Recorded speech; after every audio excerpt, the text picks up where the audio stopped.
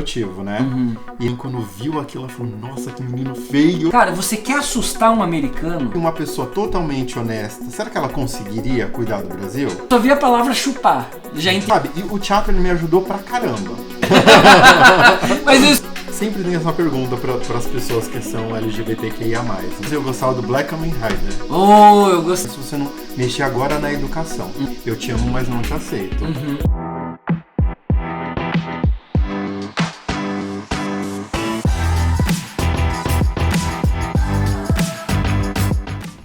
Se você quiser publicar no teu... Sim, eu vou publicar no meu canal do Vambora Conversar. Aí eu acho que por conta das músicas, eu não sei como é que você faria daí. Ah, não. Das músicas, o problema das músicas é que na plataforma do YouTube é tudo mais chato. Exato. Né? Até mesmo porque Mas se eu, por exemplo, se eu tô uma vez eu fui gravar um vídeo e eu tava mostrando Park City. E em Park City tava tocando uma música de uma banda. Então quando eu renderizei esse vídeo e postei, né? Lá o YouTube já falou que tinha direitos autorais. Então, tipo, aonde tem a música fica tudo mudo. Eles cortam tudo. Mas, por exemplo, tem uma coisa que você pode utilizar, tipo, 3 ou 4 segundos, não tem? Sim. Que daí qualquer coisa você pode, tipo, só botar... Ou comprar os direitos autorais da música. Ah, não. Né? Não, mas tem até um lugar que vende até barato, mas... mas daí... Não, mas o que eu digo assim, pra não ficar estranho na hora, né? Você sim. bota lá 2 segundos da música pra... Sim, ponho. Só tô sugerindo. Não, ótimo. Pronto, então? Sim. Então, beleza. Olá, Emerson! É até engraçado que quando eu tô gravando pro meu canal é a mesma coisa. Como assim? Porque a gente tenta fazer a abertura, a pessoa fica lá meio assim, depois ela vai soltando, né? Bem, é que acho que é a primeira vez que você é entrevistado. Pior que é, você acredita? Então, eu entrevisto nunca todo fui. mundo, eu falo com todo mundo, mas é a primeira vez. Eu nunca estive. Eu não sou interessante o suficiente pra estar nessa posição, então quer saber? Deixa que eu entrevisto. Não, na verdade não chega a ser uma entrevista, né? Não, eu só tô me sentindo de frente com o Gabi agora. O meu Deus, eu não sei imitar, eu sou horrível. O pior é que eu sou tão sem graça que eu tento imitar e não... Não consegue. Eu já sou ruim de imitar aí qualquer coisa. É vergonha dupla, né? Mas a gente tá considerando esse um episódio em conjunto, Sim. Né? Do Falando Quase Sério, que é o nosso podcast. E com o canal do Emerson, que é o... Vambora Conversar. Ah, muito bem. Já faz quanto tempo que você tá com o teu canal? Olha, meu canal, na verdade, ele não é tão velho assim. Ele tem, acho que vai pra 6 meses agora. E o do canal foi tão engraçado, porque eu já tinha essa ideia. Quando eu vim pra cá, pros Estados Unidos, eu tinha um blog que eu contava as coisas daqui. E daí todo mundo falava, por que você não cria um canal no YouTube pra você contar essas histórias, essas experiências, né? Blog já é um negócio do começo dos anos 2000, já era. Foi. E quando eu fiz o canal, né, eu fiz o canal com o intuito de falar da minha vida aqui, de ter uma parte de entrevistas, de ter algumas coisas engraçadas aqui. E eu comecei a fazer isso, né? Então eu postava no começo 3 vídeos, né? Porque eu não tinha nada, né? 3 vídeos assim, e não tinha muitos cliques. E sempre quando eu postava alguma coisa de Utah, estourava. Um dia eu fiz um vídeo só pra mostrar como pega o trem. E teve, sei lá, 500 visualizações. Uma coisa tão besta. Aí eu entendi que o direcionamento do meu canal era falar de Utah ou falar da vida aqui dos Estados Unidos, que é o que dá. Que doideira, né, cara? Em relação, por exemplo, ao podcast, eu faço em conjunto com a Patrícia, né? E com o Anatoly. E ao mesmo tempo a gente meio que cada um faz, né? Teve mini episódio do Anatoly fazendo monólogo e tudo mais. Então, assim, a gente vamos falando, uma hora a gente se acha, né? Mas é assim, eu me achei dessa forma, né? Então, meu canal, na verdade, agora ele tá voltado para falar da vida dos Estados Unidos, mas especial para quem quer vir aqui para Utah, né? Tanto é que o meu último vídeo agora é um vídeo que eu falo só de Utah. Eu vi conhecimento de Utah, coisas de Utah. E então, é até engraçado que nesses dias eu encontrei com uma pessoa, né? E na verdade o marido dela falou assim, nossa, eu conheci ele de algum lugar, né? A gente tava numa festinha em comum, né? E depois a mulher dele lembrou eles estavam morando em Boston, eles estavam querendo se mudar de lá, né? E e eles vieram pra Utah e eles encontraram informação de Utah através do meu canal. Que interessante. Cara, como é que é o que passou na tua cabeça, assim, que você... Eu falei, nossa, daqui tô ficando famoso. Mentira, eu tô... Não, mas eu fiquei feliz, porque... E deve ser um troço meio... Sei lá, eu não sei nem descrever, deve ser interessante o sentimento. É interessante, porque ela falou assim, você é um menino do Vambora Conversar. Ela falou pro marido dela, ele falou, a gente decidiu vir pra Utah por causa dos seus vídeos. Isso é legal porque dá um ânimo pra gente, porque assim, vida de youtuber, né? Eu tô começando agora, mas não é fácil. Porque você tem que bolar ideia, criar roteiro, aí depois você tem que gravar, depois você tem que editar, deixar as coisas legais pra pessoa ter interesse de assistir, né? Tem que ter uma estética legal, por isso que cara, podcast... Mas sabe, o podcast... Tô gravando de cueca ali, ninguém não precisa... Mas sabe, o legal do podcast é porque assim, eu normalmente escuto podcast quando eu tô dentro do carro, quando eu tô dirigindo, quando eu tô indo pra algum lugar. Quando eu tô em casa ou quero ver alguma coisa ou prestar atenção, eu procuro alguma coisa no YouTube. Mas o podcast é legal, você tá dirigindo, você não tem tempo de ficar vendo, né? Eu acho que tem sido uma plataforma muito bacana, assim, muita gente tá expondo ideias, alguns com ideias idiotas, mas Sim. ideias são ideias e são expostas. Exatamente.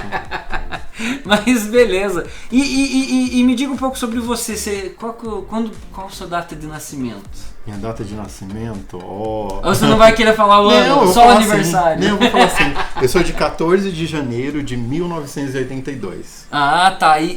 Peraí, 14 de janeiro é o quê? Leão? Não é Capricórnio. Capricórnio? Eu sou ascendente do capeta. Capetacórnio. Não, é porque eu falo que os signos mais perigosos que tem é Áries, Escorpião e depois vem Capricórnio. Sério? Né? Porque eu sou Áries. Você é Áries? Aham. Puta merda, sério? Sério. Meu senhor. Não se brinca com Áries. Ó, eu sempre falo, eu adoro fazer essa pergunta de signo. Eu não sei bosta nenhuma de horóscopo, mas eu gosto de Cavaleiros do Zodíaco. Então eu sempre pergunto... Então, na verdade porque a gente acho que a gente é da mesma época. É, época da manchete. Isso, então. E os Cavaleiros dos Zodíacos é o legal, que leva você a entender o que era isso. Eu fui pensar em signo ou saber alguma coisa de signo depois dos Cavaleiros dos Zodíacos. Vai pra casa do Capricórnio, vai pra casa de Áries, vai pra casa de não sei o que lá. Todo mundo fala que ariano é estourado, não sei o que, não sei o que. Bem... Vou deixar a Bárbara responder por mim. Se você me perguntar, eu vou falar que eu sou calmo, né? Então... Mas assim, ó, uma coisa que eu aprendi é que assim, depende muito, né? Porque tem o ascendente e tem a lua, né? Eu sou capricorniano, mas eu tenho a lua em peixes, que é melancólico, que é aquela coisa de amor, né? Que é uma... Puta, não sabia dessa matemática aí. Tem que ter a lua e tem que ter o ascendente. O ascendente é em virgem. Então eu tô cagado, né? Relacionamento é uma merda pra mim por causa disso. Tá, agora eu fiquei curioso. Como é que eu sei a minha ascendente?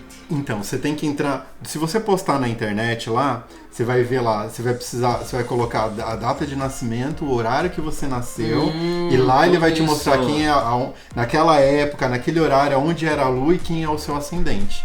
Só que também tem uma outra parte também. Dentro do seu signo, né, o signo é dividido em decanatos. Então tem o primeiro decanato, segundo decanato, terceiro decanato. Que é isso? Que também influencia. Que é decanato? É as semanas que você nasceu. Tá. Entendeu? Por exemplo, eu sou do último decanato de Capricórnio, que é a pessoa que nasceu do dia 12 até o dia 20, entendeu?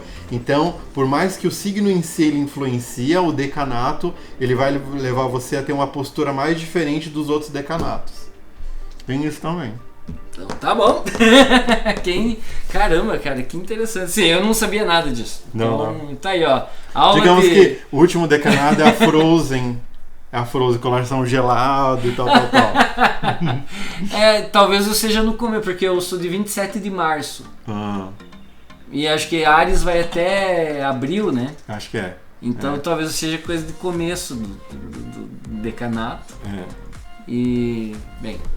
Interessante, vou pesquisar. E signo chinês, você sabe? Não sei. Pô... Eu não sei, eu não lembro. Eu já pesquisei, não sei se é rato, se é alguma coisa assim, mas eu não lembro. Você lembra? Eu lembro. Tigre. Seu tigre? O tigrão. Lembra? Vou passar cerol. É verdade. E de onde que você vem? Que cidade? Então, eu sou de São Paulo. Eu sou de uma cidade chamada Ribeirão Pires. que todo mundo fala que Ribeirão Pires é interior. E Ribeirão Pires não é interior. Pode ser interior? É. Mas a gente é bem colado com São Paulo. Na verdade, da minha cidade, na verdade eu faço parte do grande ABC. Que na verdade não é ABC, é ABCDF, né? Que pega São Caetano, São Bernardo, Mauá, Santo André, Ribeirão Pires e Rio Grande da Serra. Ribeirão então pega todo Pires, mundo cara, ali. Eu vou te falar que eu nunca tinha ouvido falar dessa cidade. Não? Antes. Nunca. Todo mundo sabe de Mauá. E é engraçado que você perigoso. falou Ribeirão. Eu já pensei, Ribeirão Preto. Então, todo mundo fala Ribeirão Preto, mas não é Ribeirão Pires. Ribeirão Pires. De Ribeirão Pires até o centro mesmo de São Paulo, de trem é coisa de 40 minutos de trem. Bem perto. As poucas experiências que eu tive com São Paulo, porque eu, no interior do Paraná, né, eu nasci lá, cresci no interior do Paraná, então de vez em quando ia pra São Paulo, motivos religiosos. Mas assim, a lembrança boa que eu tinha é que muitas vezes eram viagens de família, então pelo menos essa parte assim, era bem bacana assim, pra mim, né, da viagem em si. Mas assim, eu lembro que quando a gente chegava, porque você vai ver jornal, ver tudo, você já fica meio cabreiro, né, que você vê tudo que é bom e tudo que é desgraça acontece no mesmo lugar. Então eu chegava, ficava apreensivo no carro, o que vai acontecer? Nossa, que grande, não tem fim esse troço. É verdade. Então, e como é que foi tua infância? Como é que foi crescer ali em São Paulo? Você cresceu ali mesmo em Ribeirão Pires? Cresci. Na verdade, a minha infância ela foi bem bacana, bem prazerosa, né? Porque os meus pais, eles sempre moraram em chácaras, né? Então eu cresci em chácara e fiquei até os meus 18 anos morando em chácara. Então eu era acostumado a ter criação de pato, de galinha, a ter tartaruga, a ter cachorro, a ter gato, a ter coelho, que é uma coisa que eu não queria nunca mais na minha vida. Por quê? Coelho caga muito, senhor do céu. Cara, agora que você falou, eu lembro. Meus pais teve uma época que moraram Jesus do céu, caga muito. Tipo um condomíniozinho. E o dono do condomínio tinha uns coelhos, cara. E era uma brigarada. Que coelho tem uns dentes afiados, viu? Tem gente que bota criança com coelho. Mas eu não... Então, a gente tinha bastante. Tinha porco, tinha plantação de tudo que você possa imaginar. E tinha um cavalo também lá. Mas o cavalo era de uma outra pessoa que só usava lá a chácara pra poder cuidar. Entendi. E era bom. Eu tive uma... Digamos que a minha... eu vivia uma parte que eu vivia no mundo da lua e vivia como Mowgli também. Porque sempre andava com facão. Eu acho que é engraçado, né, que muitas crianças não teve a oportunidade de ter uma casa na árvore. Eu tinha casa na árvore. Eu tinha os balanços que você se arrebentava, não era um balanço normal. Então foi uma fase muito bacana. Eu lembro, meu sonho era ter casa na árvore. E eu morei em casa, assim, digamos assim, na primeira infância, né? Eu morei em casa. Na verdade, até minha adolescência eu morei em casa. Então, eu sempre achava bacana e tal. Na minha casa, quando eu era bem criança mesmo, morava em Ponta Grossa. A gente tinha uma pé de jabuticaba, que era uma árvore grandona, acho que era jabuticaba. Cara, pra mim era o meu Megazord lá, eu subia, ficava imaginando. Na época ainda não era Power Rangers, meu preferido era o Flashman. Não sei se você lembra. Eu lembro, gente. Eu falo pro pessoal, o pessoal nem não lembra dos Changeman, do Jasper, do Jiraiya. Nossa, cara, era alucinado. Nossa, era uma febre aquele negócio. E tudo passava na manchete também, tudo, né? Manchete, tudo. Nossa. Aí eu lembro que o meu preferido de todos ainda era o Flashman. E muita gente gostava mais dos Changeman do que dos Flashman. Dos Changeman. Eu gostava. Aí ficava naquela briga, o Flashman é mais legal. Eu gostava dos Changemans e eu gostava do Black Kamen Rider. Eu gostei do Black Kamen Rider também. Qual que era o outro, cara? Lembra do Lion Man? Lembro. Lion Man era muito mal antigo. feito, cara. Nossa. Era muito mal feito. Eu cheguei a assistir algumas coisas do Ultraman também. Lembra do Ultraman? Cara, eu lembro, mas vagamente, pra ser bem honesto. Eu lembro do Giban. Nossa, Tinha o Cybercops também. Nossa, que era aquela imagem congelada deles pulando nos carros, assim. Sim. Tinha uma pras meninas, mas acho que não fez muito sucesso. Você se lembra da Patrine? E a pequena Patrine? Não? Não, era tipo uma japonesa que eu falo que ela usava uma sombrinha, que ela lutava com uma sombrinha. Nossa! Mas era uma super lembro. heroína também, depois você procura. Patrine. Patrine, acho que ela não fez muito sucesso, não foi muito, mas ela era algo que eles criaram na época, né, que ficou muito famoso para os meninos, eles criaram uma versão para as meninas. Que era a Patrine e a pequena Patrine, que as duas eram irmãs e não sabiam que as duas eram irmãs. Eu lembro que depois, assim, uma que acho que teve um pouco mais de apelo, mas foi desenho, foi o Sailor Moon, né? Sailor Moon, Cara, eu adoro ver os vídeos quando os caras se vestem de Sailor Moon e vão pra esses eventos de cosplay. Sim. É muito engraçado. É muito bacana, muito legal mesmo. É muito divertido. Não, ótimo. E daí você ficou lá a tua adolescência também? Como é que foi? Então, eu fiquei lá até os meus 18, quase quando eu tinha 18 anos. Aí nós saímos de lá. Por quê? Porque o meu pai, nessa época, ele já tinha perdido uma perna, né? Ele tinha amputado uma perna, que ele teve trombose e tal. Então já a nossa vida lá já estava um pouco complicada. Não pra mim e pra minha mãe, mas por causa dele, entendeu? Então questão de locomoção, porque lá é uma chácara, né? Então, tipo, era um morrinho pra poder subir até lá e tal. E com ele nessa fase de cadeira de roda e tudo mais, já tava meio complicado. E daí nós saímos de lá e nos mudamos para uma casa. Daí saímos de lá e fomos morar numa casa mesmo mais próximo da cidade. Entendi. Mais próximo da cidade. Mas olha, foi bem complicado. Porque na verdade eu tinha a minha casa e tinha um quintal imenso, né? Tinha tipo tudo, né? E daí depois você morar numa casa com quintalzinho, tal. Foi bem complicado. Mas foi importante por causa dele, né? Sim. E na escola, como é que foi pra você? Na minha escola? Tipo, foi normal? Se sofria bullying? Se praticava bullying? Como é que era? Não, eu sofria bullying por duas coisas, né?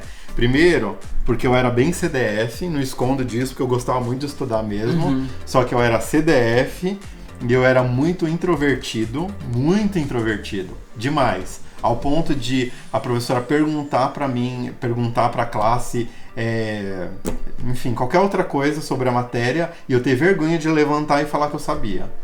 Nossa, eu acho que eu consigo me relacionar um pouco com o que você tá falando, mas de um pouco diferente, cara. Eu morria de vergonha, cara. Eu podia estar com a maior dúvida do universo. Eu não levantava a mão por nada. Não, sério? Cara, não. E meu pai, quando conversava, como é que tá na escola? Tudo bem. Não, se tiver dúvida, você tem que levantar a mão, tem que perguntar. Eu ia bem muito nas provas e tudo mais, mas eu tinha essa timidez, essa vergonha. E eu sofri uma parte de bullying também, porque eu sou filho adotivo, né? E nessa época, eu nem sabia o que era adoção, nem sabia o que era nada. Então eu sofria muito bullying, porque muitas crianças ficavam mexendo, falando com isso e tudo mais, né? E até que depois, futuramente, eu descobri realmente a minha história e tudo mais. Mas, na verdade, eu ser introvertido atrapalhou um pouco, né? E, na verdade, eu devo muito a uma amiga que também estiver assistindo aí, agradeço ela, a Rafaela, que foi quando eu tinha mais ou menos uns 13, 14 anos, né? Ela já fazia teatro. E ela me chamava diversas vezes para poder fazer teatro. Eu acho que ela ficou tentando durante um ano inteiro, 2 anos, para me levar a fazer teatro, e eu nunca quis. E teve uma vez que o professor ele passou um trabalho pra gente em grupo, e eu tava fazendo eu, ela e mais 2 pessoas, né? Era em 4. E a gente tinha aqui, naquela época, a gente tinha aqui na biblioteca, né? Naquela época, na ascensão da internet, não tinha o Google da vida ainda, né? Então a gente tinha aqui na biblioteca pra pesquisar. Só que a biblioteca, ela ficava do lado do teatro. Então nós fomos lá, e ela falou, vamos comigo ali, só que eu preciso pegar um negócio. E ela já tinha conversado já com o professor, né? Então, daí, na hora que nós fomos lá buscar o dito cujo que ela precisava, né, o professor veio conversar comigo. E daí ele foi bem comendo pelas beiradas, entendeu? Foi me mostrando, me falando, conversando comigo que o teatro ele me ajudar a perder essa timidez, né? Eu não ia deixar de ser tímido logo de cara, mas ia aprender a me soltar. E ele foi me convidando para poder ir lá e ver. E eu fiquei durante acho que uns 3 meses só indo lá e assistindo. Ao ponto que eu já me envolvi. E teve uma vez que ele tava fazendo um negócio lá, ele me chamou pra participar. Aí eu entrei e nunca mais saí. Que bacana. E qual que foi teu primeiro papel? Árvore? Hã? Não. Você acredita? Lazarento então você foi a árvore no teatro da escola? Você acredita que o meu primeiro papel foi fazer um menino tímido? Ah, é? O meu primeiro papel era uma série de monólogos, né? Que o teatro da cidade de Ribeirão Pires ele estava preparando para todo mundo, né? Então, estava sendo aberto ao público, então tinha vários mini peças, entendeu? Peças de tipo 20 minutinhos. Então, numa dessas era eu que ensinava um cara que era totalmente envergonhado, introvertido, e ele conheceu uma menina pela internet, ele tava marcando de se encontrar com ela. Só que ele ficou com tanta vergonha, ele mandava o primo dele ir lá no lugar. Nossa, eu tenho vários comentários sobre isso, porque me trouxe lembranças. Sério? Ou engraçado, olha como que é mãe, né? Nessa época colocaram uma peruca em mim, colocaram tipo uma camisa bem colorida e uma calça que vinha até aqui. Pra ser bem aqueles nerd mesmo introvertidos. Aí a minha mãe tava na primeira fila, né? Aí a minha mãe quando viu aquilo, ela falou, nossa, que menino feio. Aí vai vendo. Aí a minha prima cutucou ela e falou, tia, mas é o Emerson. Aí a minha mãe falou, nossa, mas não é que ele quer ficar feio e não consegue? Que sacanagem. Mãe, né? Mas minha mãe tava lá na primeira peça. Sabe o que eu lembrei? As poucas vezes que eu participei de alguma coisa de teatro, eu sempre tinha que dar um jeito de avacalhar, cara, nem que fosse com uma frase, sabe? Ou planejado ou inesperado. E eu não sei, cara, não sei se você sentia isso quando você fazia teatro, mas você sentia que às vezes meio que baixava um demônio em você? Sim. É louco, né, cara? É engraçado que assim, no teatro, né, eu estudei teatro dos meus 15 e fiquei até os 18. Então a cada 6 meses a gente aprendia algumas coisas. E quando eu entrei no teatro, a gente aprendeu muito sobre Charlie Chaplin. E tanto é que os primeiros 6 meses que eu tinha era tudo teatro mudo. E a gente estuda muito sobre ele e a gente trabalha mais a linguagem corporal do que a fala. A fala, na verdade, eu fui aprender depois de 6 meses. A gente fazia peças mudas, né? Que a gente tinha que criar, o professor ensinava primeiro, depois ele passava, né, um trabalhinho pra gente, né? Criar uma cena, e você tinha que se expressar com o seu corpo e a outra pessoa tinha que entender o que você estava fazendo. Então a gente começava mais a trabalhar a linguagem corporal e depois a gente ia pra fala, e daí a gente ia passando por todas as sessões de drama, de comédia, de tudo, né? E é legal, e uma época ele ensinava muito a gente, né? A gente a entrar num corpo do personagem, né? Que até uma vez eu vi uma atriz da Rede Globo falando, até que fez a Carminha, né? Que ela falou que ela se empenhou. Ah, qual que é o nome Adriana dela? Esteves, isso, né? E ela se empenhou e ela entrou tanto no personagem, né? Que depois ela demorou acho que uns 4, 5 meses para poder sair do personagem e viver ela. E quando ela falou isso, quem não fez teatro pode parecer uma loucura, mas a gente aprende isso. É difícil de vez em quando você sair do personagem. Mas sabe, e o teatro ele me ajudou pra caramba. Porque depois que eu me formei em publicidade, já não estava mais fazendo teatro, né? Você tem que apresentar, eu tinha que apresentar tipo, planejamentos de marketing ou coisas assim para pessoas fodásticas, né? Então quem é esse menino agora apresentando coisa para mim, né? E o teatro te ajuda porque sempre eu me colocava, né? Pegava lá o Roberto Justus, né? Estudava toda a linguagem corporal, a forma que ele falava, e eu tentava introduzir isso na hora que eu colocava. Sim, era legal porque te ajudava pra caramba. É interessante como às vezes algumas experiências meio simples te beneficiam lá pra frente, né? Eu vejo da questão religiosa, por exemplo, eu sempre tinha que dar discursinho na igreja, esse tipo de coisa, e só que isso me deixou um pouco arrogante numa fase da minha vida. Eu lembro que na 4ª série aí teve um campeonato, uma competição de oratória. E você estava falando que você, né, era introvertido. Eu não me considero introvertido, mas eu tinha uma trava maior, eu tinha um muro de Berlim entre eu e meninas. Entendi. Cara, eu não conseguia chegar pra uma menina e conversar, oi, tudo bem. ou era pra ser grosseira, sabe, aquela coisa de piar mesmo, ou passava quieto. Então, bem, quero me mostrar, me exibir pras meninas, vou entrar nesse concurso de oratória. Aí eu entrei, cara, fiquei em terceiro lugar. Nossa, que legal. Eram 3 quartas séries, cada um representando uma. Eu fiquei em terceiro. Pelo menos eu fui o melhor da minha sala, mas eu não fui nem de perto o melhor do colégio. Sabe, eu me arrependo um pouco de ter parado, né, de não ter continuado, né, no teatro. Se bem que também naquela época era muito complicado, sabe? Eu acho que ainda até hoje, porque pagava muito pouco, sabe? Pra você poder fazer peça, você demorava muito tempo. Acho que é uma... Desculpa, é que eu acho que é uma aposta muito grande, né? Você tem que, assim, tipo... sabe, e o caminho é bem longo, sabe? Tem muita gente que faz teatro e depois quer ir pra TV, alguma outra coisa assim, né? Mas fazer teatro mesmo, de você ir mesmo no teatro, pelo menos naquela época as pessoas não levavam tão a sério, né? A não ser que você ficasse bem famoso, né? Mas era bem complicado mesmo.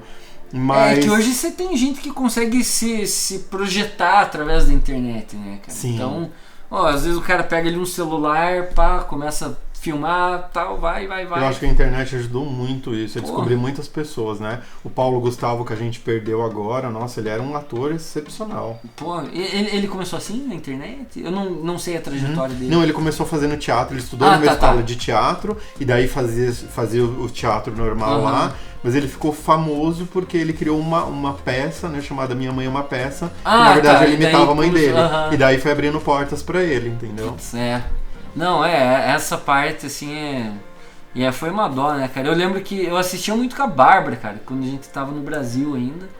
A gente, nossa, passava e assistia as coisas dele. Na época era no Multishow. Era no Multishow, né? Ele tinha um programa 220 volts, e daí depois ele fez um outro programa lá com o Marcos Magela e outra turma lá, que foi bem legal também. E dessa época, musicalmente, cara, como é que foi pra você? Quando você era adolescente, o que você ouvia? Olha, eu era uma pessoa que eu não gostava muito de ouvir música. Sério? Mas assim, eu escutava, né? Eu gostava muito da época dos Mamonas Assassinas, né? Acho que foi uma banda que eu gostava pra caramba, né? Escutava muito música mexicana por causa das novelas da tarde. Sério? Que era obrigado a assistir. Mas assim o quê? Tipo, Thalia? Thalia. Ah, tá. Porque tinha que negociar com a mãe, né? Porque minha mãe, na época que passava Thalia, Maria do Bairro, não sei o que lá, né? Tinha uma televisão só em casa, então a gente tinha que negociar. Você vai assistir a novela agora e depois vai assistir o que eu quero. Né? Mas foi uma época pra mim, acho que se você falar de música, me marcou muito Mamonas Assassinas, me marcou muito El Chan, que tocava pra caramba, né? Bom, e aquelas musiquinhas nerd, né? Musiquinha nerd? Tipo... Aquelas musiquinhas do... Ai... Não vou lembrar agora. Musiquinha nerd, tipo... Não, mas aquelas bandinhas adolescentes. Você lembra de alguma? KLB? KLB é verdade, o KLB foi uma delas. Cara, eu lembro que eu zoava demais, porque eu ainda tinha aquela coisa assim do... é um projeto de machista, né? Na verdade, essa que é a verdade. Então, assim, qualquer coisa que era fora do que se considerava masculino, você tinha meio que uma obrigação, entre aspas, moral de ridicularizar. Então, assim, pô, cara, não importava se era minha avó ouvindo KLB, eu tinha que ridicularizar, sabe? Apesar que a KLB foi ruimzinha, né? Vamos falar, foi. Então, por exemplo, se você fala de Backstreet Boys, ou lembra dos irmãos Hanson? Os irmãos Hanson, é verdade, os irmãos Hanson. Tinha umas musiquinhas bem produzidas, um tracinho legal. Mas até porque o KLB, se eu não me engano, é o pai deles, que era um baita do empresário. Sim. Meio que botou os piá lá pra cantar, né? Lembra do Felipe Dilon? Felipe Dilon, verdade. Felipe Dilon. Esse é outro também, o pai dele pegou. Vai! Ele fez sucesso, acho que com uma música só, né? Garoto. Esse eu lembro, Garoto do Verão. Calor e sensação.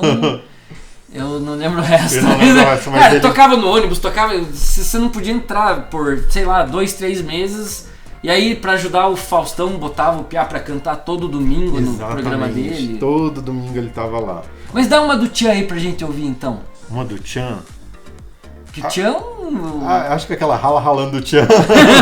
Beleza. E tá aí, então, ó. Rala ralando o Tchan, ou rala o Tchan. Mas vamos botar aí pra ouvir e pra relembrar, então. Tá aí. Rala ralando o Tchan.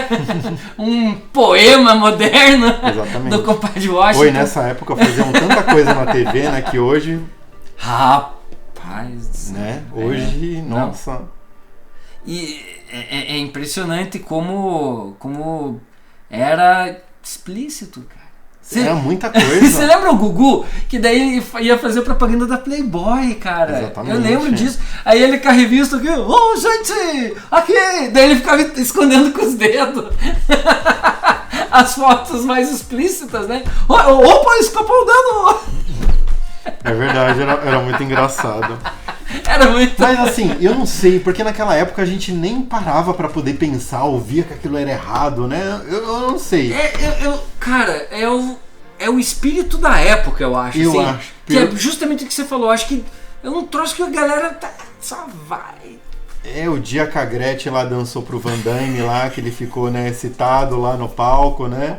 Você lembra dessa época? Eu lembro, cara. Nossa, você viu umas coisas assim que...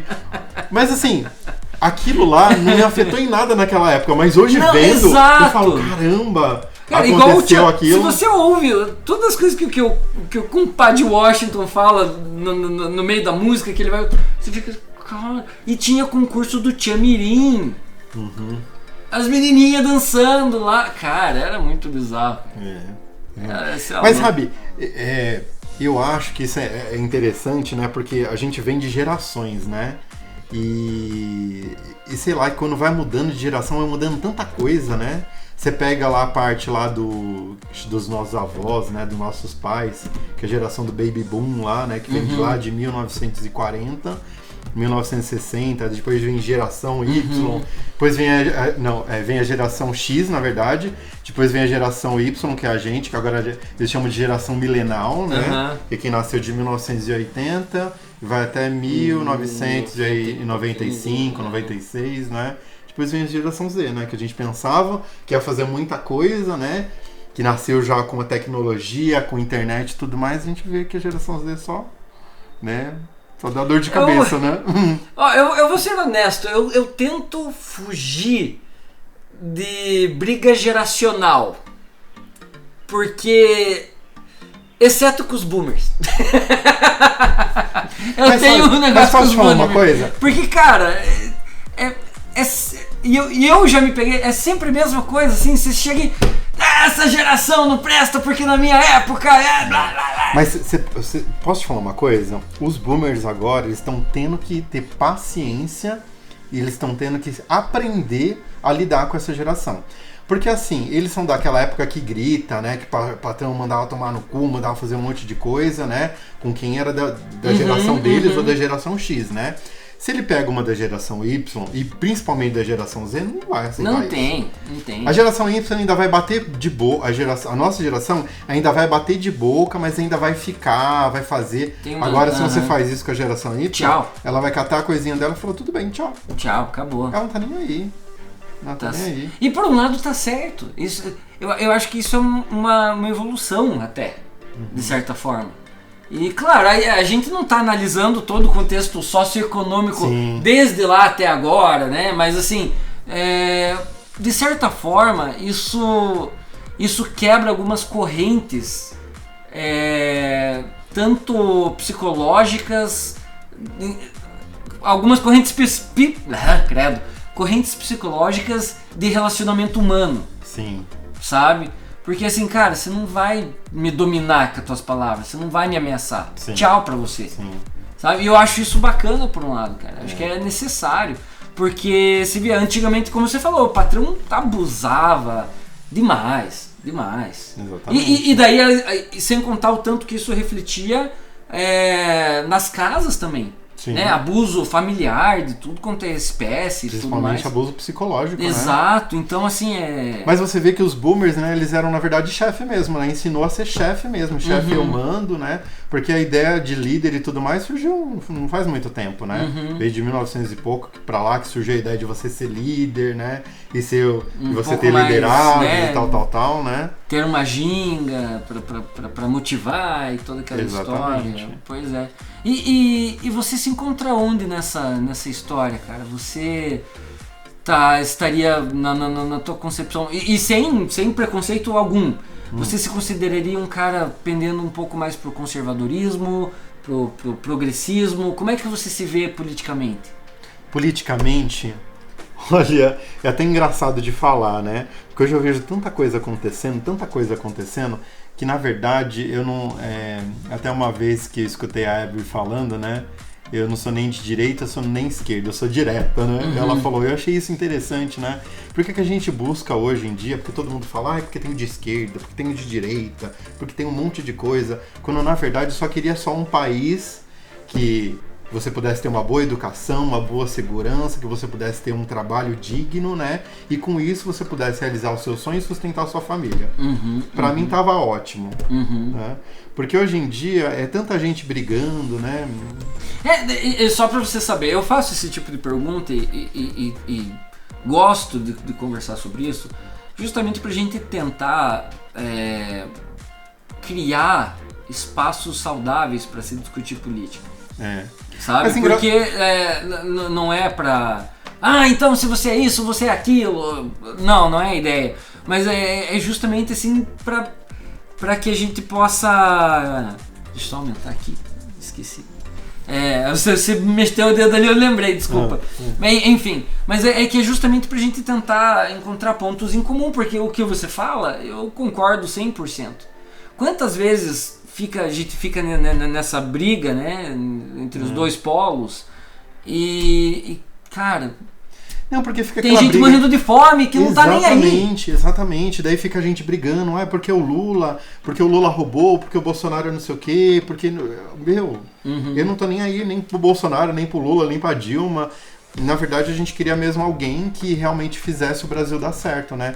Mas quando a gente fala de fazer o Brasil dar certo, não adianta a gente querer colocar todas as fichas e tanta coisa em cima de um presidente se a população é corrupta também, né? A partir do momento que você quer se beneficiar de um outro, você está sendo tão corrupto quanto o cara que está lá, né? E daí o povo fica falando, porque eu queria que o Brasil fosse igual ao Japão, que é limpo, que é organizado, igual aos Estados Unidos, nananana. Mas parte disso, existem leis, mas a população também não joga lixo na rua, não faz uma série de coisas que ajudaria muito se a gente tivesse pessoas, uma liderança digna, né, que realmente quisesse ajudar, mas também tem que partir de nós, e principalmente o que você ensina o teu filho a fazer em casa, né? Vou fazer um exercício aqui com você. Emerson, se você virasse presidente do Brasil... Maria, acho que nem ia prestar não. As tuas 3 primeiras prioridades, 3 primeiras coisas que você faria? 3 primeiras coisas que eu faria? Olha, eu acho que eu focaria muito na saúde, eu focaria na educação, porque se a gente quer mudar um país daqui 20, 40 anos, eu acho que você não consegue mudar isso se você não mexer agora na educação, entendeu? O povo mete muito pau no Lula, que o Lula fez um monte de coisa, mas na minha época era uma coisa inatingível você ir para uma faculdade. Sim, não, isso eu acho que é inegável. Né? Eu acho que... O povo pode meter o pau, mas, eu não me via numa faculdade. Eu consegui fazer de muita coisa que ele colocou, entendeu? E, de certa forma, isso mexeu comigo a ser a pessoa que eu sou hoje, vai mudar dos meus filhos e por aí vai, entendeu? E eu mexeria, acho que com a educação, com a saúde. Deixa eu ver a terceira coisa. Eu acho que eu tentaria ver a economia do país, porque a gente mete muito pau no Trump, né? Mas o Trump foi uma das pessoas que ele deixou os Estados Unidos numa economia muito boa. Por mais que as pessoas falem que não, né? Mas eu acho que a base econômica do país... Porque o Brasil mudou pro real, daí melhorou bastante coisa. Mas agora tá um absurdo, muita coisa que tá acontecendo. Se você for ver... né? Estamos falando do preço do gás e tudo mais, inflação e carne. Exatamente. o arroz caro e tudo mais, é complicado, né? E a saúde também, né? A gente fala que a gente tá vivendo aqui nos Estados Unidos, a gente vê o quão caro é você ir num dentista, o quão caro é você, se você tem um problema de saúde, você ir num médico, né? Tem hora que você tem que deixar o rim lá e alguma coisa, né? E daí você tá o povo... falando, eu tô aqui já. Não, e o povo mete o pau no Brasil e fala do SUS e tudo mais. Tudo bem, o SUS pode ter uma precariedade, uma série de problemas, mas, o SUS aqui salvaria muita gente. Não, é que... Já que você falou, eu vou falar minha opinião. Não vou falar. Não, é que é o seguinte, cara. O problema aqui nos Estados Unidos é que quando o pessoal fala o seguinte: saúde universal. Cara, você quer assustar um americano? Você quer fazer o cara tremer na base, você fale social. Não é nem socialismo. Se você falar social, o cara já começa a tremer. Porque às vezes os caras não sabem nem diferenciar social de socialismo, por exemplo. Aí, se você fala assim, deveria ser um troço universal. E aí, o pessoal, porque aqui quem manda nesse país são as grandes empresas. Sim. A política são os puppets ali, a marionete deles. Então, quando fala disso, as empresas já conseguiram fazer uma propaganda tão grande de que só funciona porque é privado. Só que, cara, você quebra um dedinho, bicho. Você sai com uma conta de $5 mil do hospital. Você sai com uma conta imensa. Entende? E você paga até o esparadrapo que gastaram lá com você. E paga. Se você vai falar assim, se você chegar para um pobre americano aqui, falar para ele assim, o que você acha de um sistema de saúde universal, né? Proporcionado pelo governo. O cara quase isso é socialismo, é loucura, blá, blá, blá, blá, blá, blá, blá. Cara, eu acho impressionante isso. É que você cai naquela situação do o pobre defendendo o rico. É verdade. Mas se você tem uma ideia, né? Teve uma mulher que eu conheci, ela já estava aqui há muito tempo, né? Depois ela conseguiu casar para poder ter os documentos, para poder ser uma pessoa aqui, né? Mas depois de um tempo ela descobriu, depois que ela já tinha virado cidadã, ela descobriu que ela tinha um câncer. Puta. E aqui para ela poder tratar o câncer dela, ela fica, sei lá quanto tempo que ela ia pagar, entendeu? E ela ficou no Brasil e tratou o câncer dela lá no SUS e foi através do SUS que ela conseguiu ficar curada do câncer dela. E depois ela voltou pra cá. Né? Eu acho o seguinte, beleza, quer ter o privado, que seja, mas você privar um ser humano, às vezes, de um cuidado básico. Exatamente. Sabe? Tem gente que às vezes, sei lá, não morre de gripe. Aqui, morre de gripe, às vezes, porque não quer ir no médico. Porque vai ter que pagar muito caro por uma consulta, pelo remédio, blá blá blá. Então, assim, eu tenho andado muito revoltado com isso, como você pode notar. Sim. Não, mas aqui é verdade. Aqui, você vai no médico, você fica com medo. Ou não é igual ao Brasil, que você passou mal, aconteceu alguma coisa com você vai num pronto-socorro, né? Aqui se for num pronto-socorro, você deixa o seu rim lá, né? Bem, eu posso estar sendo muito simplista e muito inocente no meu comentário, mas eu acredito que um dos problemas maiores do SUS, além de alguns pontos de organização, é que tem muito desvio de dinheiro. Sim. Acho que o problema do Brasil é que tudo tem desvio de dinheiro. Exato, né? Volta no que você estava falando da questão de corrupção e tudo mais, porque se não é desvio de dinheiro, é funcionário fantasma, médico que dá o ponto, mas não tá lá para trabalhar. Então, mas aí a gente entra também numa outra categoria, né? Hoje em dia, será que uma pessoa totalmente honesta, será que ela conseguiria cuidar do Brasil? Porque, olha, posso te falar, não sei se você sabe, mas teve há muito tempo atrás, né? Teve um prefeito de Campinas que todo mundo conhecia ele, né? Como prefeito, conhecia ele como cidadão, né? A pessoa excelente que ele era, né? E ele foi eleito prefeito, ele não durou uma semana. E foi morto, saindo do trabalho. Por quê? Porque ele não queria entrar no joguinho de corrupção que já estava instalado lá. É um negócio então tem uma triste. Coisa que entra, né? Que se você não entra nas deles, você perde a vida. E daí você vê que você não consegue sair da corrupção do Brasil. Né? Isso é... Eu vou ser bem honesto. Seria a minha próxima pergunta até pra você, na verdade. Não, nada demais. Você já...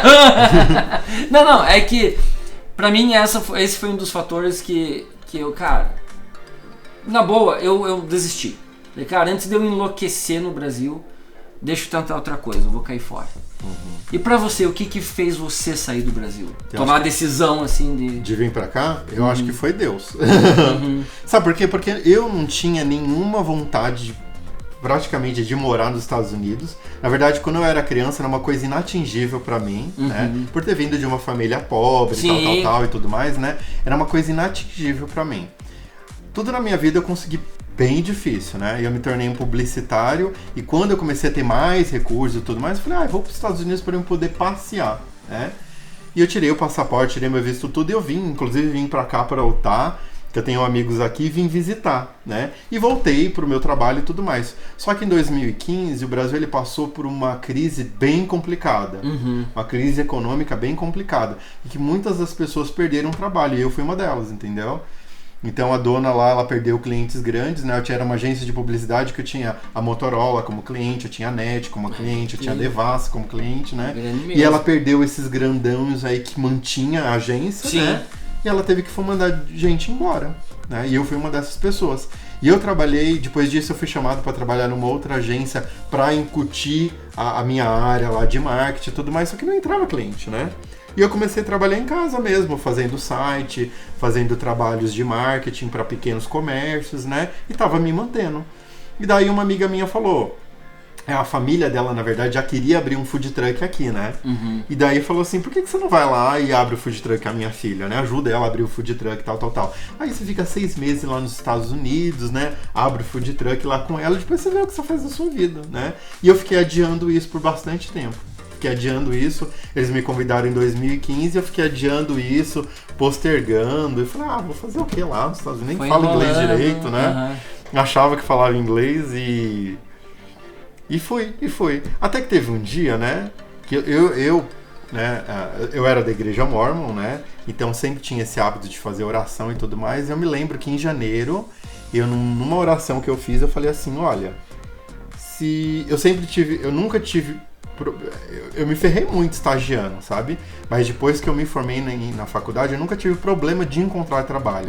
Às vezes eu tava saindo de um coisa, já me ligava falando, tem uma oportunidade lá. Na verdade, a vaga já é sua, vai pra lá. Então, eu nunca tive problema. E nessa época que eu tava trabalhando em casa, eu falei, vou começar a liberar currículos, né? E ver se eu entro nas agências que eu queria entrar. E nada, sabe? E eu falei assim, né? Numa oração, falei com Deus, falei assim, se não encontrar nada até o final de março, é porque eu sei que eu tenho que ir lá para os Estados Unidos, né? E eu mandei, currículo para as agências, desde a pequena até as maiores possíveis, e nada. Nada, por incrível que pareça. Secou. Nenhuma me chamou, Secou o poço. Era muito bem nas entrevistas e tudo mais, porque apresentava case e tal, mas não era chamado para trabalhar. Incrível que pareça que daí passou o 1º de abril, né? É o dia da mentira, né? Aí falei assim, já que não aconteceu nada, liguei pra minha amiga e falei, tô indo aí pros Estados Unidos, só me dá um mês pra me organizar aqui, vou comprar a passagem e vou. Comprei a passagem mais barata na época que tinha lá, era pra ir 16 de maio. Então eu tinha um mês e alguns dias pra me preparar. Quando foi no dia 2, o que acontece? Alguém liga aí. Satanás, né? Que é uma ótima pessoa. Me tenta, né? Porque daí, de todas as agências que eu tinha mandado o currículo, 2 das melhores que tinha, que ficava na Paulista ainda, me chamou pra trabalhar. Nossa Senhora. Uma tinha me chamado com salário abaixo do meu, a outra era bem próximo. E quando eu disse que eu não iria, que eu neguei e tudo mais, depois no outro dia ela ligou pra mim, falando assim, mas a gente quer você. Quanto que eu preciso pagar pra você vir? Aí você fica naquela eu fiquei na situação, dúvida, cara. Eu fiquei naquela situação, mas eu falei assim, tenho que ir para os Estados Unidos porque alguma coisa eu tenho que fazer lá. Eu neguei e vim pra cá. E o começo foi bem difícil. Eu acho que o primeiro ano, pra quem vem pra cá, pros Estados Unidos, é muito complicado. Cara, porque é cultura, porque é idioma, porque é saudade da família, porque... Eu acho que assim, quando a gente chega aqui, né, no meu canal eu falo, né, tem um vídeo que eu falo sobre isso. A primeira fase, a primeira etapa, que é os 3 meses, é aquela fase de exploração. Tudo é novo pra você. Tudo é legal. Você vai no McDonald's, você vai no Walmart, é tudo novo pra você, né? Aí depois passou isso, você fica naquela fase lá, tipo, você sente muita falta de casa, seus amigos não estão mais te mandando tanta mensagem, nem sua família, né? Ou tem os que daí quando manda, e aí, como é que tá aí? Tava pensando em aí? Exatamente, né? E eu acho que só quando depois você passa de um ano que você começa já... Não, cara, o primeiro ano é o purgatório, assim, você paga teus pecados do teu país de origem. Nossa, Então eu vim pra cá, ajudei ela a abrir o food truck, daí mudei o meu visto pra estudante pra poder ficar pra cá com tranquilidade, poder aprender inglês também, né? E uma coisa que era pra durar entre 6 meses e 1 ano, já durou 6. Ano que vem eu faço 6 anos aqui. Nossa, tempo, E passa rápido, né? Passa rápido. E você comentou, né? Eu vou cutucar o onça. Pode aqui. cutucar. Seguinte, você falou, né? Deus te ajudou a vir. Sim. E, bem, como que é teu relacionamento com Deus hoje? Porque assim, você se identifica, né, como gay. Sim. E você era mormon. Sim. E você aparentemente ainda acredita em Deus. Sim. Me explica, como é que posso funciona? Falar uma coisa, mas é engraçado. Porque todo não, por favor. Não, sim. Não por você, mas assim, é engraçado porque todo mundo, não tô falando você, mas sempre tem essa pergunta para as pessoas que são LGBTQIA+, né? Depois que a pessoa se descobriu como gay, como lésbica, como sei lá, qualquer outra coisa, né? Pensa que só porque a gente descobriu isso, a gente já não gosta mais de Deus, ou não fala com Deus, ou não sei o quê. Na verdade... Não, desculpa, deixa eu só... É que a pergunta eu só vou dar um background aqui. Tá bom, pode Desculpa. Mas é pelo seguinte, o que acontece? Geralmente quando tem essa ruptura, né? Muita gente interpreta como ou é a minha vontade pessoal, ou eu sigo que Deus, através de uma igreja, tá falando que é pra eu ser ou fazer. Entende? Então, às vezes, tem pessoas que quando dá essa ruptura, a pessoa não consegue, entre aspas, trazer Deus pro lado dela, né? Então ela acha que, não, agora acabou, rompi com Deus e acabou. Né? Então, só pra explicar o background dessa pergunta, porque às vezes muita gente já imagina isso, né? Ele e Deus, cada um foi para um lado, né? É porque assim, é difícil, né, falar, porque quando eu entrei na igreja, eu já sabia que eu era gay, né? Porque por mais que todo mundo fale, ou você não se torna gay, entendeu? Se você tiver um filho, seu filho for heterossexual, ele vai continuar sendo heterossexual. Não é porque ele viveu com um gay que ele vai se tornar gay. Você já nasce, isso aí é indiscutível, entendeu? E daí quando eu entrei na igreja, você não sabe muito o que é, você não tem ninguém pra poder conversar. Meus pais eram da época, acho que nem do Baby Boomer, que meu pai e a minha mãe nasceram em 1920. Meu pai nasceu em 1928, minha mãe nasceu em 1932, entendeu? Então acho que minha mãe nem sabia direito o que era gay, o que era homossexualismo, né? Porque eu sou filho adotivo. Ainda mais porque também, até pouco tempo atrás, você não tinha nem liberdade de conversar sobre isso, né? Exatamente. Quando você descobre que você é diferente, que os meninos começam a te atrair mais do que as meninas, né? É uma luta primeiro com você, porque você fala que tem alguma coisa errada com você, e bem nessa fase e tudo mais eu conheci a igreja, entendeu? E daí eu fui me envolvendo com a igreja, e foi deixando essas coisas de lado, adormecida. Só que sempre batia dentro de mim, né? E por muito tempo eu fiquei com um pé na igreja, um pé fora, um pé na igreja, um pé fora, né? Porque, não estou falando da igreja maior, mas todas as igrejas, né? Elas trabalham muito com a dualidade do amor, né? Que as famílias trabalham também, que é o quê? Eu te amo, mas não te aceito. Então que bosta de amor é esse? Como que você vai falar, expressar que você ama uma pessoa, mas você não aceita ela inclusive, do jeito que ela é? Algumas pessoas, alguns líderes religiosos ainda dizem, não, você tem que falar que você ama seu filho, mas não pode aceitar ele. Né? Ou teve um que inclusive deu um exemplo. Não, se o seu filho for com o namorado ou o marido dele, né, quiser ir jantar na sua casa, você tem que recusar, porque você ama seu filho, mas você não pode aceitar isso. Então, e daí quando a gente estuda tanto sobre amor, a gente descobre que isso não é amor, entendeu? Não é um amor que Deus ele propõe, não é amor que o amor mesmo dito, né? Porque como que você ama uma pessoa e você não aceita essa pessoa, né? Deus ama a gente com as nossas próprias imperfeições. Mas enfim, ficava nisso, né?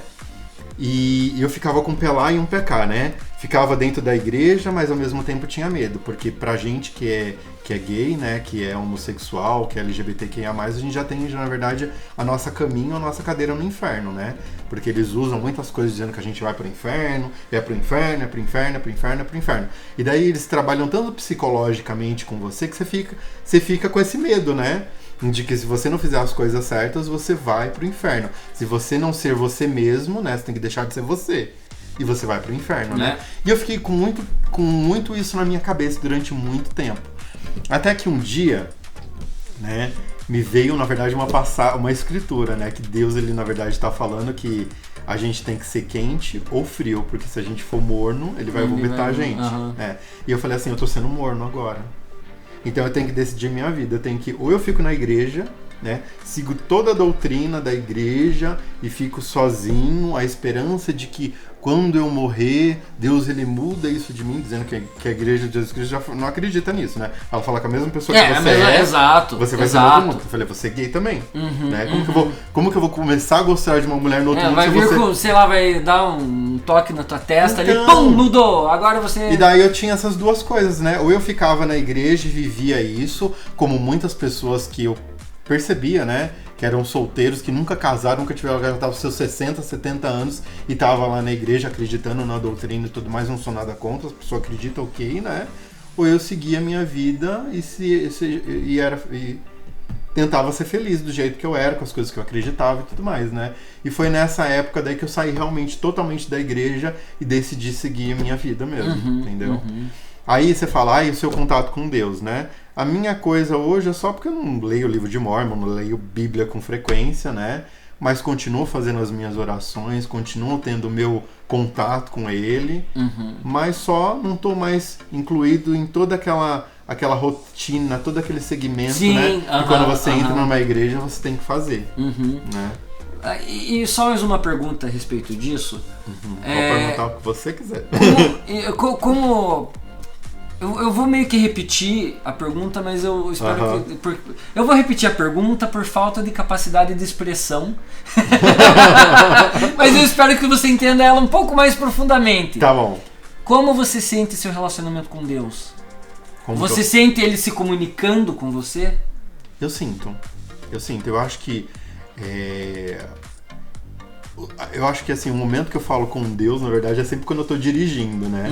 E eu acho que Deus, ele tem me ajudado tanto em tantas coisas, sabe? Tem coisa que nem imagino. Eu acho que só o fato de eu estar aqui também já foi uma grande ajuda, né?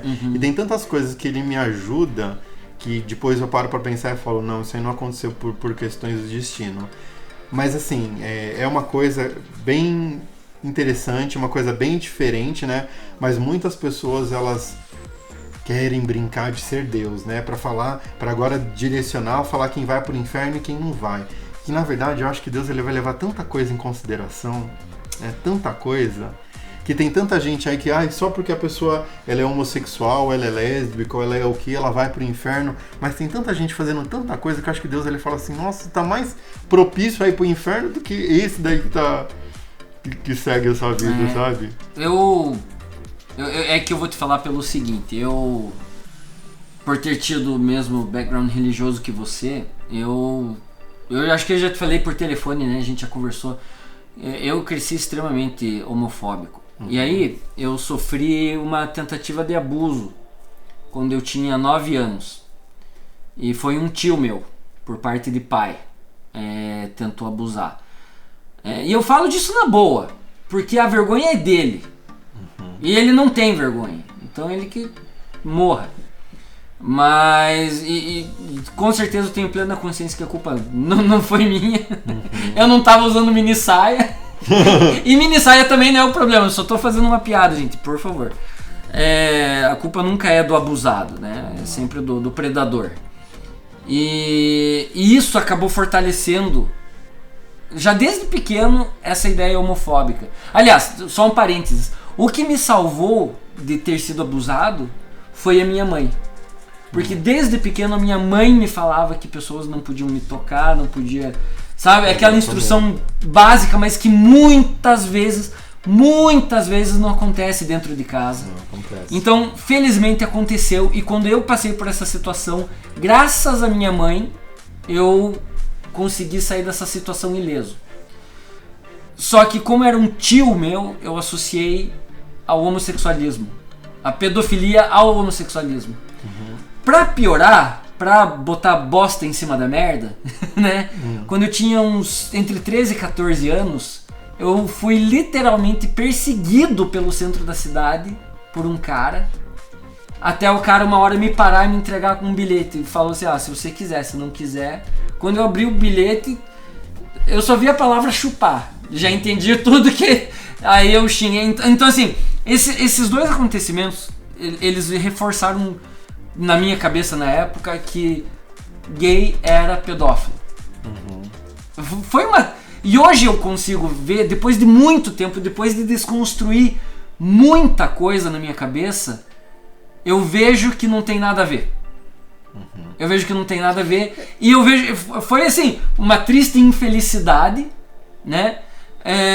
Mas com todo o background que eu já tinha também, e a questão tanto educacional e tudo mais, na época eu ficava, não é porque é errado, sabe? E demorou muito tempo pra eu conseguir entender que uma coisa não tem a ver com a outra, absolutamente. Mas sabe, é engraçado porque daí a gente se lida, né, com o ser humano.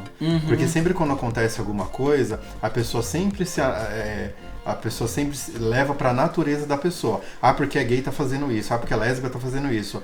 Porque é assim tá fazendo isso. Porque é negro tá fazendo isso, entendeu? Mas na verdade são seres humanos, que tem ser humano corrupto, que é gay, que é lésbica, que é heterossexual, é pedófilo. Exato. Então, né... Tanto é que hoje eu critico muito o conservadorismo religioso, porque eu vejo que todos nós somos hipócritas, em algum nível. Sim. Todos. Mas às vezes eu vejo, dentro desse conservadorismo religioso, desse puritanismo, dessa necessidade de se mostrar 100% puro, e é uma coisa que eu critico demais, é que você critica... Desculpa, eu vou ter que usar esse termo porque eu vi num meme e achei tão engraçado. Você é fiscal de cu dos outros. Sim. Boa, gostei. Né? Então você é fiscal de cu dos outros. E quando ninguém tá olhando, você... Sabe, o cara faz um escambau, cara. Mas e tá lá daí na igreja... Não, isso não pode, aquilo não pode. Olha o outro o que tá fazendo. Então assim, hoje em dia cara, pelo menos admita o que você é. Sim. Ou tente admitir da melhor forma possível. Porque é engraçado, né? Hoje em dia as pessoas se preocupam tanto com a vida dos outros, né? Se preocupa tanto se a Maria tá pegando a Joana, se o Pedro tá com o Miguel, né? Mas esquece de ver a vida dela, a família dela. Se você for parar pra pensar e ver essas pessoas que prestam tanta atenção na vida dos outros, ela presta tanta atenção na vida dos outros que quando vai chegar na família dela, tá uma bagaça, tá tudo estruturado. E sem contar que, olha o tanto de tempo, recursos que se perdem discutindo a questão pessoal de cada um, a opção sexual de cada um, enquanto, como a gente falou, tem gente morrendo de fome, tem gente morrendo por falta de acesso à saúde, a educação tá um lixo, sabe? Então é um negócio que hoje em dia eu critico demais, porque tem tanta coisa relevante para se preocupar do que o que a pessoa tá fazendo entre quatro paredes, ou qual é a opção sexual dela, né? É complicado. Mas na verdade, uma coisa eu aprendi, acho que desde pequeno, sabe? Porque uma vez eu vi uma mulher que eu era pequenininho, acho que tinha uns 6 anos, 7 anos, né? E eu tava andando com a minha mãe e eu vi uma mulher que ela tava com um vestido tão ridículo, mas tão feio, né? E eu comentei com a minha mãe, né? Que o vestido dela era feio, era horrível, tal. E a minha mãe me corrigiu na hora. Ela falou assim... Se o que eu tava falando ia me agregar alguma coisa, eu ia agregar alguma coisa pra ela. Minha mãe que era analfabeta, entendeu? Certo. Ela falou isso pra mim. Baita lição. Isso que você tá falando vai te agregar alguma coisa, vai agregar alguma coisa pra ela. Se você estivesse no lugar dela e escutasse isso, você ia gostar de ouvir? Ela falou, se não, guarda pra você. Mas é sério, tá isso falado. me ajudou. Isso me ajudou. porque é a mesma coisa, né? A gente fala tanto dos outros, mas quando a gente tá naquela situação, a gente não quer que façam com a gente, né? Mas se tem uma outra pessoa, tá tudo bem se eu fizer um comentário, se eu fizer alguma outra coisa com ela, né? Então... E sabe que uma coisa que eu mudando um pouquinho, já desviando o assunto, mas é uma coisa que eu tenho começado, eu tenho feito esse exercício online, na internet hoje em dia, eu tô aprendendo a comentar as coisas que eu gosto. Que antes eu só via, dava uma risadinha, dava ali um like, um coraçãozinho, o que for e acabou. Mas tentar mostrar mais apreciação pelas pessoas e pelo trabalho delas. Então, eu gosto muito de palhaçada, eu tento sempre ver coisas assim que vai me fazer rir. E, cara, ontem, inclusive, botei ali, um cara que faz dublagem, engraçado, então, teus vídeos me ajudam muito, cara, eu dou muita risada, obrigado. Sabe? E eu acho que, talvez o cara nem tenha lido a mensagem, mas eu acho que quando a gente tenta inverter e mostrar um pouco mais de apreciação, até a gente se sente mais leve. Tipo, olha, eu consegui expressar algo bom para alguém. Né? Eu acho que assim, na nossa vida, né, cada um de nós está enfrentando um tipo de guerra, um tipo de batalha, né? E às vezes, por um comentário que a gente faz, alguma colocação que a gente faz, a gente não sabe até que ponto isso vai afetar na vida daquela pessoa, né? Que a gente não sabe. Né?